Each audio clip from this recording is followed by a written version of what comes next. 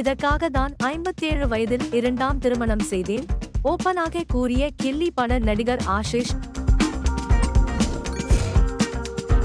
கில்லி படத்தில் விஜயின் அப்பா ரோலில் நடித்தவர் ஆஷிஷ் வித்யார்த்தி. அவர் பல படங்களில் வில்லனாகவும் நடித்து மிரட்டியிருக்கிறார். 57 வயதில் ஆஷிஷ் வித்யார்த்தி அவரது காதலி ருபாலியை இரண்டாம் திருமணம் செய்து கொண்டார். இந்த வயதில் இரண்டாம் திருமணம் செய்தது பற்றி இணையத்தில் மோசமான விமர்சனங்கள் அவருக்கு வந்தது. இந்நிலையில் ஆஷிஷ் வித்யார்த்தி அளித்த லேட்டஸ்ட் பேட்டியில் தன்னை பற்றி வந்த ட்ரோல்களுக்கு பதில் கொடுத்து இருக்கிறார். இந்த வயதில் ஏன் திருமணம் தேவையா, லிவ்ல இருக்கலாமே என பலரும் சொன்னார்கள்.